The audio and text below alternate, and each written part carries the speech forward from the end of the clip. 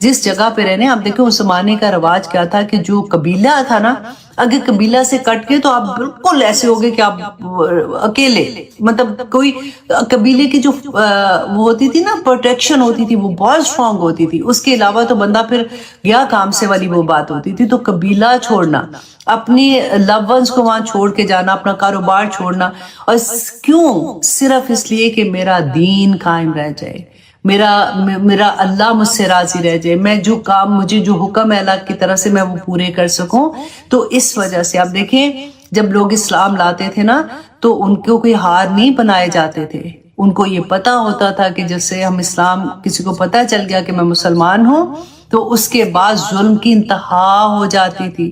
ذرا امیجن کرے تھوڑی دیر کے لیے کہ میں ایسی جگہ پہ ہوں جہاں پہ اگر لوگوں کو یہ پتا لگ جاتا ہے کہ میں مسلمان ہوں تو وہ میرا گھر جلا دیں گے آ کے. اور اگر ان کو میرے بچوں کو ایسے کر دیں گے اگر مجھے یہ پتا لگے کہ میرا بچہ باہر نکل رہا ہے اور وہ کہتا ہے کہ آئی ڈونٹ کیئر میں مسلمان ہوں میں نے کلمہ پڑھا ہے میں جا کے بتاؤں گا تو آپ سوچیں کہ وہ ماں کا کیا حال. اور میں صرف آپ کو فیل دینا چاہ رہی ہوں کہ آپ کو پتا ہے کہ باہر لوگ مارنے کے لیے بیٹھے ہوئے ہیں. اگر میری بیٹی گھر سے باہر نکلے گی یا بیٹا باہر نکلے گا تو وہ خوف کا عالم آپ ذرا سوچئے کہ کیا ہوگا. وہاں پہ یہی ہو رہا تھا.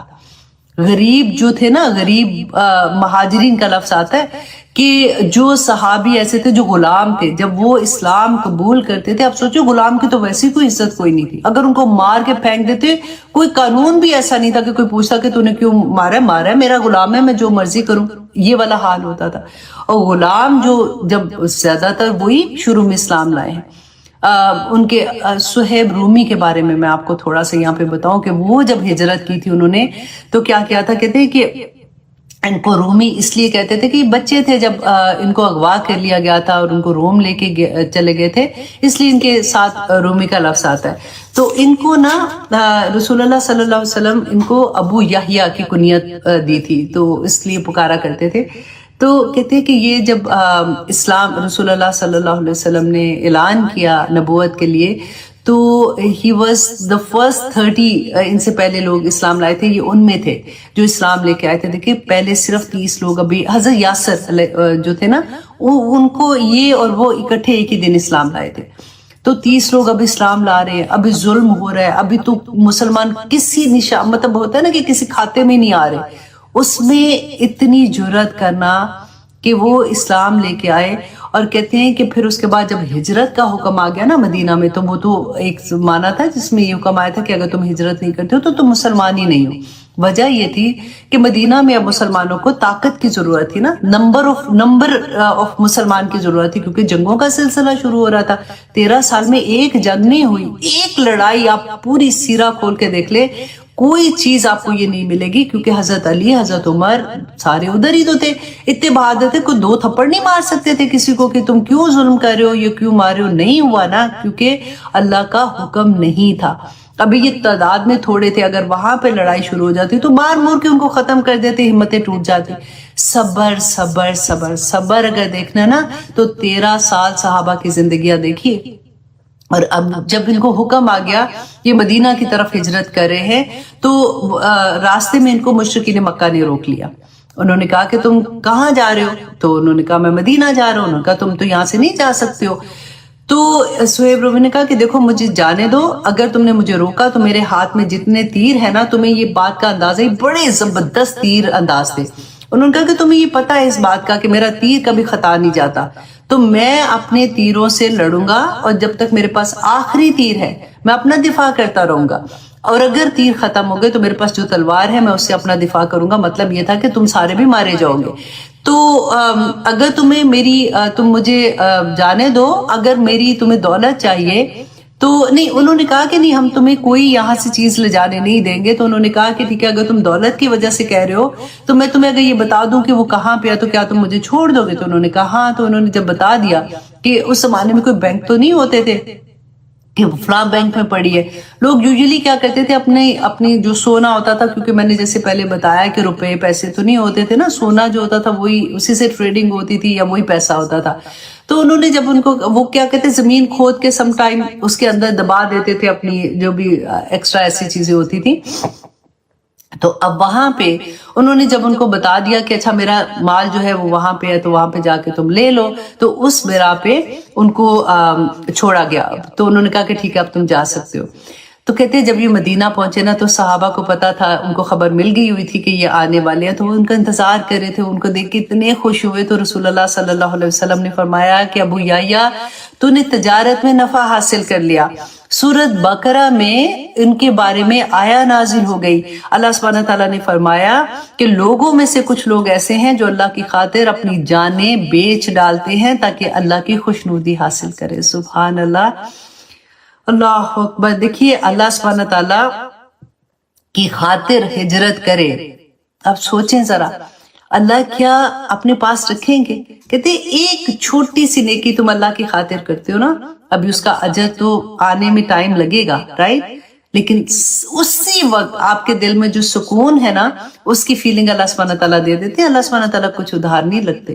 آپ اپنا وقت اللہ سبحانہ تعالیٰ کی خاطر دے دو، آپ اپنے پیسے، آپ اپنی کوئی بھی چیز آپ سوچیں کہ اللہ کی خاطر اگر آپ چھوڑتے ہو تو اللہ سبحانہ تعالیٰ کتنے خوش ہوتے ہوں گے. اس پوری بات سے جو ہجرت کی میں آپ کو بات بتا رہی ہوں، تو ہجرت گناہوں سے ہجرت کر کے اللہ کی طرف آنا. اگر ہمیں بری عادتیں تھیں ان کو چھوڑ کے اللہ کے احکامات کی طرف آنا، اس سے بڑی ہجرت کیا ہوگی کسی کے لیے. اللہ اکبر. اس کے بارے میں ایک اور مجھے بڑی پیاری بات لگی کہ رسول اللہ صلی اللہ علیہ وسلم نے فرمایا کہ فقراء مہاجر جو ہے نا، ان کو جنت میں جو عام لوگوں سے 40,000 سال پہلے وہ داخل ہو جائیں گے، یا 40 سال پہلے، سم تھنگ لائک دیٹ. اس کے علاوہ جو میں آپ کو مجھے اچھی لگی بات کہ رسول اللہ نے فرمایا کہ جب وہ اٹھیں گے نا، یہ کن کی بات ہو رہی ہے؟ فقراء مہاجرین. یہ وہ مہاجرین تھے جو فار ایگزامپل ابھی مدینہ آئے، جنگ بدر ہوئی، اس میں شہید ہو گئے. انہوں نے تو بھی اچھا وقت نہیں دیکھا، کیونکہ اللہ سبحانہ تعالیٰ نے فرمایا نا کہ دنیا میں بھی ملے گا. اور ہم نے دیکھا عبد الرحمن بن عوف کے بارے میں نے آپ کو بتایا کہ دنیا میں بھی اللہ سبحانہ تعالیٰ ان کو دیں گے اور آخرت میں بھی ان کو بے شمار اجر دیں گے. اب یہ وہ مہاجرین تھے جنہوں نے اچھا ٹائم تو مسلمانوں کا بھی دیکھا ہی نہیں تھا، وہ تو غربت میں ہی چلے گئے. تو اللہ سبحانہ تعالیٰ نے فرمایا کہ جب وہ قیامت کے دن اٹھیں گے تو ان کے چہرے سورج کی طرح جیسے روشن، نور پر نور روشن چہروں کے ساتھ اٹھیں گے، اور اللہ سبحانہ تعالیٰ پھر جو عطا ان کو کریں گے. تو ہجرت تو ہر طرح سے آپ سوچ لیں کہ کسی بھی اللہ کی خاطر ایک گناہ کو، ایک بری عادت کو آپ چھوڑتے ہیں. عادتیں چھوڑنا مشکل نہیں ہوتا، وڈرال ہوتے ہیں بندے کو، کہ اتنا عادت پڑ گئی ہوتی ہے نا. انسان کا جسم ہے، اس کو ایک مائنڈ سیٹ ہوتا ہے، اس کو عادت ہوتی ہے کہ میں تو ایسے کر رہی ہوں اتنی دیر سے. تو وہ پھر جب آپ چھوڑتے ہو تو بڑی مشکل پڑ جاتی ہے چیزوں کی. وہ بالکل ویسی ہے کہ جب آپ میڈیسن کھا رہے ہوتے ہو تو اچانک اگر آپ چھوڑو نا تو آپ کو وڈرال پڑتے ہیں، جیسے ڈپریشن کی میڈیسن ہوتی ہے یا اس طرح کی. تو وہی بات یہاں پہ کہ اللہ سبحانہ تعالیٰ ہمیں توفیق عطا کرے کہ ہم اللہ سبحانہ تعالیٰ کی خاطر ہجرت کرنے والے بن جائیں. دیکھیں اب ہم نے کوئی ایسی والی ہجرتیں تو لکھی نہیں ہے، ہمارے پاس اللہ کا شکر ہے کہ ایسے حالات نہیں ہیں کہ ہمیں کبھی کہیں ایسا ظلم ہو رہا ہے تو ہمیں ہجرت کرنی پڑے، یا پھر کوئی بھی ایسا معاملہ ہمارے سامنے نہیں آتا. تو پھر ہم اتنا بڑا اجر ہمیں کیسے ملے اس دنیا میں بھی اور آخرت میں بھی؟ تو وہ کیسے ہوگا کہ ہم اپنی وہ عادتیں جو اللہ کے احکامات کے خلاف تھی، جب ہماری زندگی میں قرآن کھل گیا، اللہ کے احکامات ہمارے سامنے آ گئے، تو ہم سمینا و اطعنا والے بن گئے. اور پھر ہم وہ انسان بن گئے کہ جنہوں نے اللہ سے یہ وعدہ کیا کہ ان اللہ اشتری من المؤمنین انفسهم واموالهم بان لهم الجنہ، کہ اللہ سبحانہ تعالیٰ میں نے اپنی جان، میں نے اپنا مال، سب کچھ آپ کے لیے چھوڑ دیا. اللہ سبحانہ تعالیٰ میں تیری راہ میں لگا دیا، کیونکہ اللہ سبحانہ تعالیٰ انشاءاللہ پھر اس کا جو اجر عطا کریں گے. دیکھیں میں سوچی تھی عبد الرحمن بن عوف کا 50-50 رائٹ، 1.5% ہمیں زکوٰۃ دینی پڑتی ہے تو ہماری جان نکل جاتی ہے. ہم پھر تولنا، اتنے اس میں سٹون تھے تو اتنے یہ تھے تو یہ کیسے دے. ہاں زمین اگر لی ہوتی ہے تو اس پہ تو اتنے کویسچنز ہوتے ہیں. ایون زندگی کے ہم آخری ٹائم پہ ہو رہے ہوتے ہیں، اس میں بھی ہمارے ابھی یہی کویسچن ہے کہ وہ تو زمین جو میں نے لی تھی تو کیا اس پہ میں زکوٰۃ دوں؟ تو وہ کیسے اتنی مہنگی زمین ہوگی؟ زمین مہنگی ہوگی، یہ بڑی خوشی کی بات ہے. اس پہ زکوٰۃ دینی ہے تو نہیں، وہ نہیں دے سکتے.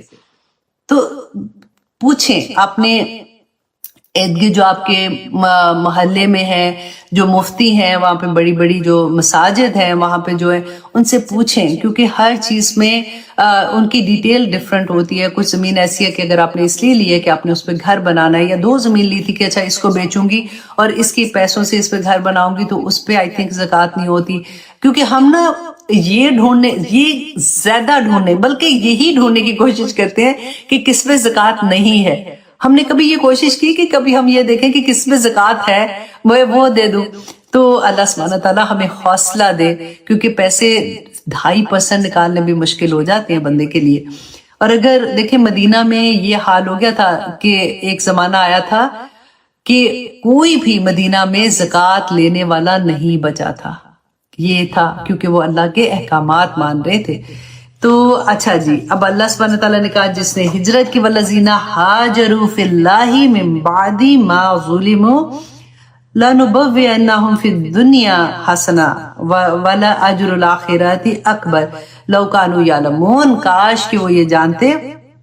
آیت نمبر 42 میں اللہ سبحانہ تعالیٰ فرماتے ہیں الذین صبروا، وہ لوگ جنہوں نے صبر کیا، وعلی ربہم یتوکلون، اور وہ اپنے رب پر توکل کرتے ہیں. یہ دونوں چیزیں آپ دیکھیں، صبر اور توکل، جس کو یہ مل گیا نا، یہ اتنی پیاری چیز ہے، اتنی پیاری چیز ہے کہ جس کو صبر اور توکل مل گیا تو پھر باقی کچھ بھی نہیں رہتا. پھر وہ بندہ ہوتا ہے نا موجہ ہی موجہ، پھر وہ والی بات ہو جاتی ہے کہ کوئی کچھ کہہ دے تو بندہ بس اپنی موج میں کہ ٹھیک ہے جی، تو نے اگر کر لیا تو تجھے سکون ملا ہے نا یہ کر کے، تو چل ٹھیک ہے تو کر لے. میرے اوپر ظلم کیا ہے، میرا اللہ ہے نا، اب توکل اللہ ہے نا، اللہ میرا بدلہ لے لے گا. اللہ سبحانہ تعالیٰ نے کیا فرمایا ہے؟ کوئی چھوٹی بات ہے میرے ولی سے دشمنی نہ کرنا، میں اس کا بدلہ لینے آ جاؤں گا. تو اللہ کے ولی بن جاؤ نا، اور اللہ کے ولی بننا کون سا مشکل ہے. اللہ سبحانہ تعالیٰ نے فرمایا تھا کہ جو میرے فرض ادا کرتا ہے اللہ سبحانہ تعالیٰ کو سب سے زیادہ پسند ہے، اور جو اس کے ساتھ نوافل ادا کرتا ہے تو اللہ اس کے ہاتھ بن جاتا ہے، وہ ساری حدیث آنکھ بن جاتا ہے نا. تو اللہ کے ولی بننے کے لیے اللہ کے احکامات پہ بس عمل ہی کرنا ہے نا، اللہ سبحانہ تعالیٰ خوش ہو جائیں گے.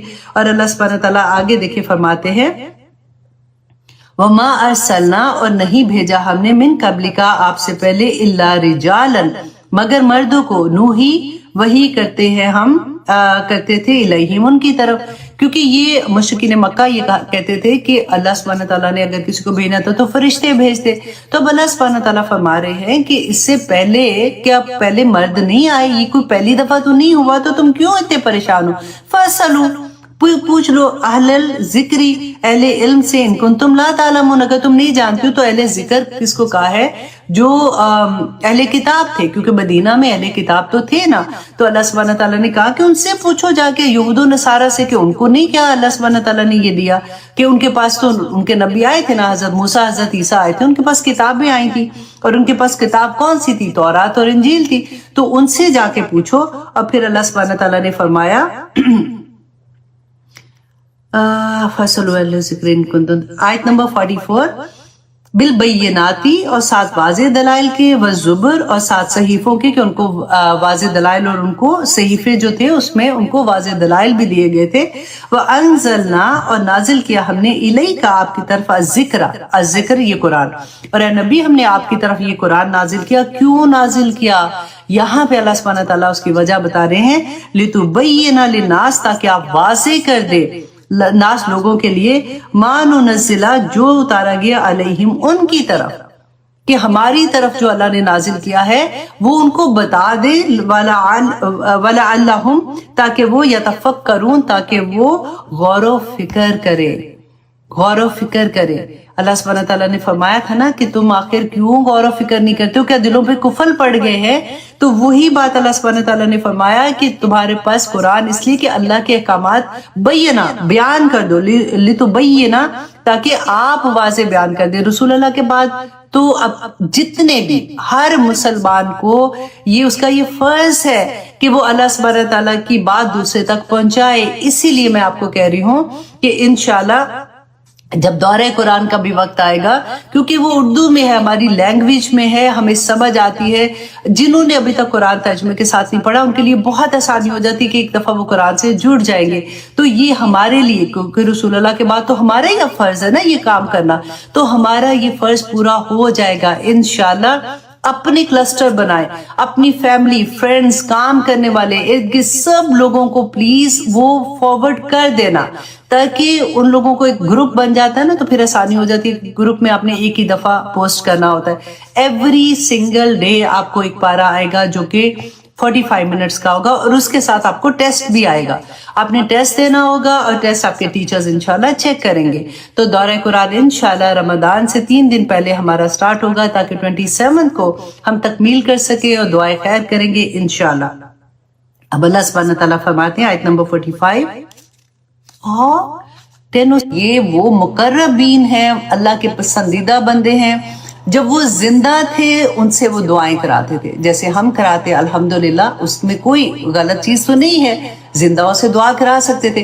करते करते जब वही लोग फौत हो जाते थे तो फिर उनके वो मजार बना के फिर उधर वो मुजावर बन के बैठ जाते थे, और फिर वो ये सोचते थे कि अब ये चले गए हैं और इनका कनेक्शन तो अल्लाह सुब्हानहू व तआला से ज्यादा क्लोज हो गया, तो ये यहाँ पे जाएंगे, क्योंकि मुजावर जो थे वो उनको यूज करते थे कि वो जैसे पैसे लेना और वहां पे कुर्बानियां देना और वहां पे ये सारा कुछ करना, जो है कि यहाँ पे चढ़ावे चढ़ाओ, तो उससे क्या होगा कि तुम्हारी दुआ कबूल होगी। तो आज भी आप सोचें, हमारे इर्द गिर्द पाकिस्तान, इंडिया, जो ऐसे सारे हमारी जगह, क्या कुछ नहीं होता। आपको मैं इसलिए ये कंपैरिजन दे रही हूँ कि आज भी अल्लाह का करोड़ शुक्र अदा करें कि हमारी जिंदगियों में अल्लाह सुब्हानहू व तआला ने कुरान खोल दिया और हम इन चीजों से बच जाएंगे इंशाल्लाह इंशाल्लाह, और बहुत से लोग बच भी गए हैं। तो यहाँ पे हमने एक तो ये देखा। अब हम देखते हैं कि रसूलुल्लाह सल्लल्लाहु अलैहि वसल्लम का थोड़ा सा शजरा नसब था कि कुरैश में एक उनके बड़े सरदार थे जिसका नाम था कुसई बिन कलाब। कुसई बिन कलाब जो थे ना, ये बहुत बड़ा सरदार था, लोग इनकी बहुत इज्जत करते थे, इन्होंने बहुत नेक काम करते थे ये अपने जमाने में। इनके अब 2 बेटे थे, ठीक है, कुसई बिन कलाब के 2 बेटे। अब आपने बिल्कुल इसी तरह से याद रखना है तो आपको बहुत अच्छे से याद रह जाएगा। एक का नाम था अब्देदार और दूसरे का नाम था अब्दे मुनाफ। चले अब्देदार आपको ना भी याद रहे तो चलो कोई बात नहीं, अब्दे मुनाफ आपने याद रखना है कि उनके बेटे थे 2, और अब्दे मुनाफ जो थे ना, उनको अब इन्होंने क्या किया, क्योंकि सरदार थे, इन्होंने वो ड्यूटीज जो है ना अपने बच्चों में बांटी थी। तो अब्दे मनाफ की जिम्मे जो ड्यूटी थी वो ये था कि वो हाजी जो आते थे, आप सोचे अभी रसूलुल्लाह नहीं आए हैं, हज उस वक्त से हो रहे हैं। हज कब से हो रहा था? जब इब्राहिम अलैहिस्सलाम ने बुनियादें खड़ी की थी ना और फिर दुआ मांगी थी, तो आप सोचे तब से ही हज हो रहा था ना। तो अब्दे मनाफ की जिम्मेदारी थी कि वो हाजियों को पानी पिलाना, उनका टेक केयर करना और खाना काबा के मतवल्ली और ये सारा वो काम उन्होंने अब्दे मनाफ को दिया था। अच्छा, अब्दे मनाफ जो थे ना, इनके बेटे थे हाशिम। हाशिम जो थे ना, ये रसूलुल्लाह सल्लल्लाहु अलैहि वसल्लम के परदादा थे, ठीक है। हाशिम रसूलुल्लाह के परदादा थे और ये अब्दे मनाफ के बेटे थे। अब हाशिम जो है ना, ये मदीना गए तजारत के लिए, क्योंकि अरब तो तजारत ये करते थे। तो ये तजारत के लिए जब निकले हैं मदीना की तरफ, तो वहां पे रहे काफी देर, जितनी भी उनका रुकना था। वहां पे उन्होंने एक औरत से शादी की और शादी करके वो आगे फलस्तीन चले गए तजारत की गर्ज से, ठीक है। अच्छा, उस जमाने में एक ये भी रिवाज होता था कि औरतें जो थी ना, वो किसी वली के अंदर रहना पसंद करती थी। अब तो इसीलिए वो शादियां इतनी करते थे। वो तो इस्लाम के बाद हुआ ना कि अब अल्लाह सुब्हानहू तआला ने फरमाया कि 4 शादियों की ज्यादा शादी नहीं कर सकते, और अगर आप इंसाफ नहीं कर सकते तो फिर एक ही काफी है। वो एक ही आया में अल्लाह सुब्हानहू तआला ने ये बयान कर दिया था। तो अब यहाँ पे जो हाशिम है, वो मदीना में उन्होंने एक औरत से शादी की जिसका नाम आता है सलमा बिनते अमर।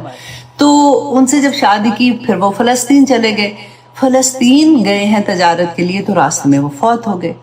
अब जी जो इनकी वाइफ थी, शी वॉज प्रेग्नेंट। तो उनका जो बच्चा पैदा हुआ, तो बच्चा जो था ना, वो क्या था कि जैसे वो पैदा होता है ना, तो बच्चों के बाल लाइट से होते हैं, लाइट कलर के होते हैं। इनके बाल क्या थे? वाइट थे, बहुत ज्यादा सफेद बाल जैसे थे। तो माँ ने प्यार से इनका नाम ही शैबा रख दिया था, ठीक है। ये शैबा जो थे, ये छोटे बच्चे थे जो किसके बेटे थे? हाशिम के। और हाशिम के इंतकाल हो गया जब वो तजारत के लिए फलस्तीन गए थे। अच्छा, अब यहाँ पे अब फैमिली को पता नहीं था اب آج کل کی طرح کی شادیاں تو نہیں ہوتی نا، جب تک 500 لوگ نہ بلا دو تو شادی نہیں ہو رہی ہے. اب وہاں پہ فیملی کو اس وقت نہیں پتا تھا. بعد میں فیملی کو جب مکہ میں پتا چلا کہ ہمارے بھائی ہاشم جو ہے اس نے شادی کی تھی اور اس میں ان کا ایک بیٹا ہے، تو ان کے ہاشم کے بھائی کا نام کیا تھا؟ مطلب. ہم کیا پڑھتے تھے؟ ابو مطلب پڑھتے ہیں نا، تو یہ مطلب ہے.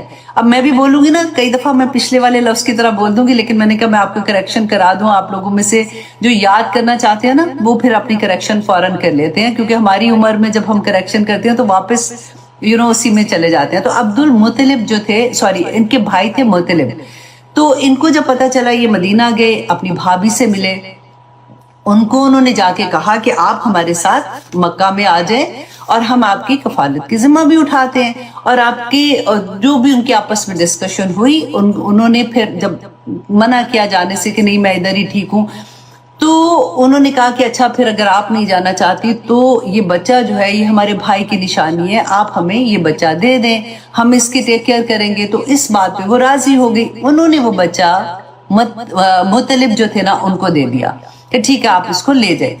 کہتے ہیں کہ جب یہ بچہ لے کے اب مدینہ سے مکہ کا سفر ہو رہا ہے، اب شیبہ اب مطلب کہاں پہ آ رہے ہیں؟ مکہ میں آ رہے ہیں. اچھا مکہ میں اس زمانے میں آپ کو پتہ ہے نا کہ غلام بیچے انسان بکتے تھے، جو غلام ہوتے تھے. تو جیسے ہی مکہ میں داخل ہوئے، کیونکہ ایک سفر تھا، کپڑے بھی تھوڑے ایسے ہوئے تھے، حالت بھی تھوڑی سی ایسے تھی، تو انہوں نے مکہ کے لوگوں نے دیکھا کہ مطلب کے ساتھ ایک بچہ ہے چھوٹا سا، تو انہوں نے یہ سوچا کہ یہ غلام خرید کے لائے ہیں. حالانکہ کہتے ہیں کہ وہ بتاتے تھے لوگوں کو کہ یہ میرے بھائی کا بیٹا ہے، لیکن پھر جیسے چھیڑ بھی بن جاتی ہے، بچے سب تنگ بھی کر رہے ہوتے ہیں، تو ان کا نام ہی کیا پڑ گیا؟ عبد المطلب. یہ جو ہم بار بار پڑھتے ہیں نا عبد المطلب، ان کا اصل نام تھا شیبہ جیسے کہتے ہیں. اچھا اب یہ کیا تھا کہ جو مطلب تھے نا یہ سردار تھے مکہ کے، بہت بڑے سردار تھے. اور ان کی وفات کے بعد ابو مطلب جو شیبہ تھے جو ابو مطلب تھے، ان کو لوگوں نے سردار بنا دیا، کیونکہ یہ بہت سمجھدار تھے، بہت ان سے لوگ بہت محبت بھی کرتے تھے. اب یہاں پر کیا ہوا کہ جب یہ جوان ہوتے ہیں، ان کو سردار بنا دیا جاتا ہے، تو یہ کون تھے؟ رسول اللہ صلی اللہ علیہ وسلم کے دادا تھے. ٹھیک ہے. اب ابو مطلب جو تھے ان کے آگے 10 بیٹے تھے ماشاءاللہ.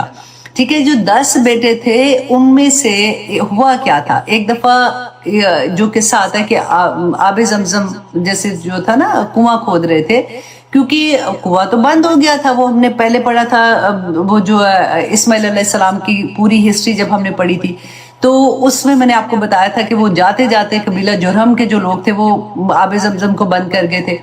تو اب انہوں نے ان کو خواب میں نظر آیا تھا، تو انہوں نے کنواں کھودنے کی کوشش کی. تو لوگوں نے جو ارد گرد کے قبیلے والے تھے ادھر اتنی لڑائی پڑ گئی. اور پھر اس کے بعد انہوں نے یہ دعا کی. کس نے دعا کی؟ ابو مطلب نے، کہ میرے اللہ سبحانہ تعالیٰ نے اگر مجھے 10 بیٹے دیے تو میں اپنا سب سے اور وہ اس قابل ہوئے کہ وہ میری مدد کریں کہ میں خود ہی سے ہم پھر یہ کنواں کھودیں گے تو میں اپنے سب سے چھوٹے بیٹے کو اللہ کی راہ میں قربان کر دوں گا. اب سوچیے اسماعیل علیہ السلام کا واقعہ یاد ہے نا، ابراہیم علیہ السلام کا. شاید ان لوگوں میں یہ ایسی بات ہوتی ہو اس زمانے میں، کیونکہ ابھی تو اسلام کا تو دور دور تک بھی نہیں نا پتا تھا. تو اب یہ انہوں نے منت مانگ لی. اب کیا ہوا کہ اللہ نے 10 بیٹے دے دیے. اب سب سے چھوٹا بیٹا جو تھا وہ کون تھا؟ عبداللہ کون تھے؟ رسول اللہ صلی اللہ علیہ وسلم کے فادر. اب یہ جب پیدا ہوئے تو ان کو یہ یاد تھا کہ میں نے یہ منت مانگی ہے، تو انہوں نے پھر اپنے وقت کے جو بھی تھے عالم دین جو بھی اس زمانے کے تھے ان سے یہ پوچھا کہ اب اس کا کفارہ میں کیسے ادا کروں گا، کیونکہ وہ میں ایسے نہیں کرنا چاہ رہا ہوں. تو انہوں نے جو بھی آپس میں ان کی ہوئی بات کہ جی 10 اونٹوں کے برابر مطلب ذبح کر دے تو یہ ہو جائے گا. وہ چٹ نکالنی تھی. اب کیا ہوا کہ پہلی دفعہ جب چٹ نکالی تو پھر عبداللہ کا نام نکل آیا. اب پھر انہوں نے کہا کہ جی 10 اور زیادہ کر دیں، تو 20 اونٹ کیے، پھر عبداللہ کا نام نکل آیا، پھر 30 کیے، پھر عبداللہ کا نام نکل آیا. وہ چٹ نکالتے تھے جیسے تو پھر وہی نام نکل آتا تھا. کرتے کرتے 100 اونٹ تک بات آ گئی، اور جب 100 اونٹ پورے ہوئے تو پھر جب چٹ نکالی تو پھر وہ یہ تھا کہ اونٹ ذبح کرنے کا نکل آیا تھا. تو اس لیے یہ واقعہ بہت مشہور بھی تھا. یہ تھے عبداللہ. ٹھیک ہے، اب عبداللہ جو تھے ان کی شادی جو تھی، ان کا نکاح بی بی آمنہ سے ہوا تھا، جو بہت اچھے فیملی کی تھی اور بہت بلند پایا کہتے ہیں خاتون تھی. ان کے ساتھ ان کا نکاح ہو گیا.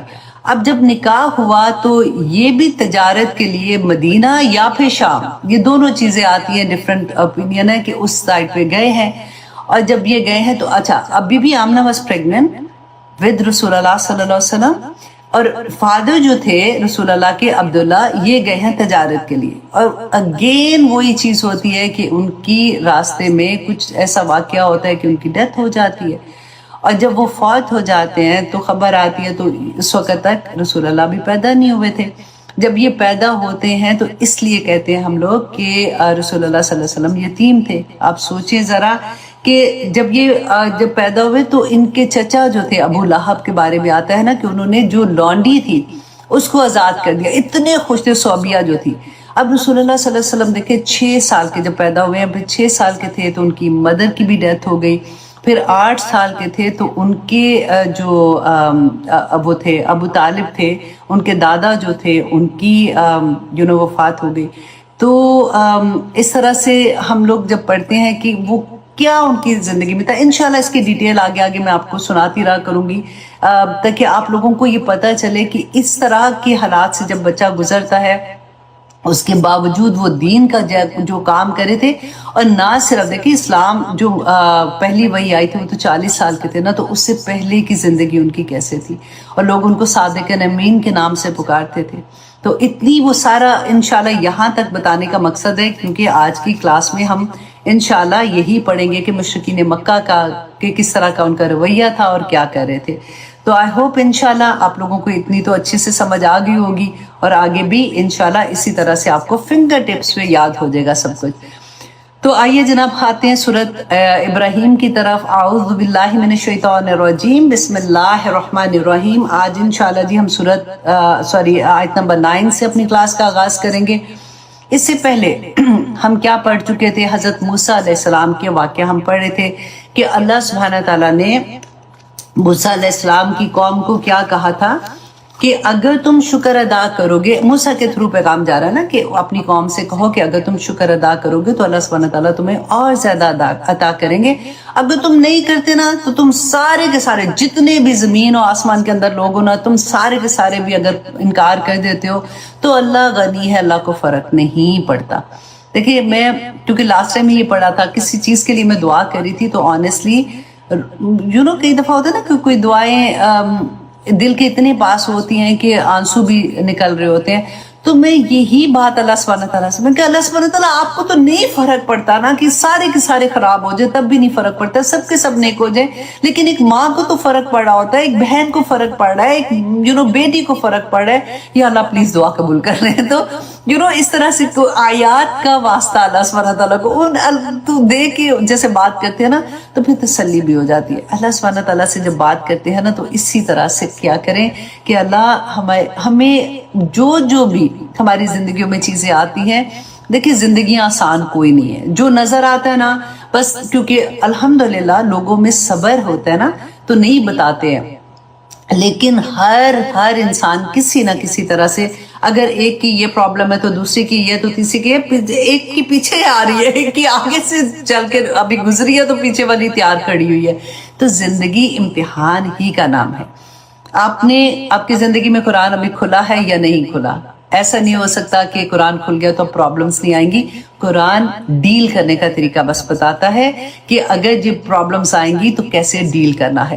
اور زیادہ تر اللہ سبحانہ تعالیٰ نے جو ہمیں سمجھ آتی ہے کہ ہماری زندگیوں میں زیادہ تر مشکلیں ہمارے گناہوں کی وجہ سے ہی آتی ہیں. آج انشاءاللہ ہم اس کے بارے میں بھی جانیں گے. اب دیکھیے کہ اللہ سبحانہ تعالیٰ فرماتے ہیں الم یأتکم نبأ الذین من قبلکم. کہ اے نبی صلی اللہ علیہ وسلم ان سے کہہ دو، کیونکہ اب کہاں سے کس کے ساتھ خطاب ہے؟ کفار مکہ کے ساتھ، ٹھیک ہے، مشرکین مکہ کے ساتھ، کہ ان سے پوچھو، اور یہ آپ اپنے اوپر رکھنا ہے، کیونکہ شروع سے میں آپ کو وہیں پہ لے کے آ رہی ہوں کہ ہر آیت کو آپ نے اپنی ذات پہ رکھ کے دیکھنا ہے، کہ اللہ سبحانہ تعالیٰ مجھے فرما رہے ہیں کہ کیا تمہیں خبر نہیں پہنچی ہے؟ کیا تمہیں میں نے اتنے پارے تم پڑھ رہی ہو، کیا تمہیں نہیں پتا کہ کہ کیا ہوا تھا من قبلکم قوم نوح و عاد و سمود، کہ قوم عاد، قوم سمود اور قوم نوح کے ساتھ کیا ہوا تھا؟ اب سمود کی جو قوم تھی نا، یہ حضرت صالح علیہ السلام کی قوم تھی، جن کے اونٹنی کا یاد ہے آپ کو ذکر کہ انہوں نے معجزہ مانگا تھا اور اللہ نے معجزہ دکھا دیا، اور پھر انہوں نے کیا کیا تھا؟ اسی طرح سے آپ دیکھیں کہ ہمیں بھی تو بتایا نا اللہ سبحانہ تعالیٰ نے، کب سے پڑھتے آ رہے ہیں، تو اللہ سبحانہ تعالیٰ خبریں کیوں دے رہے ہیں؟ یہ باتیں کیوں یہ کس سے کیوں بتا رہے ہیں؟ اس لیے کہ ہم ان سے سبق سیکھیں کہ ہم جو یہ ٹھنڈی ٹھنڈی باتیں کر رہے ہوتے ہیں نا، کچھ نہیں ہونا، اللہ سبحانہ تعالیٰ نے سب کو معاف کر دینا ہے، ایسے تھوڑی ہوگا اللہ سبحانہ تعالیٰ نے یہ بھی کر دینا وہ کر دینا ہے۔ یہ قوموں کے لوگ بھی انسان تھے، اللہ نے پیدا کیے تھے، اللہ کی مخلوق تھے، اللہ وہی سینٹنس جو میں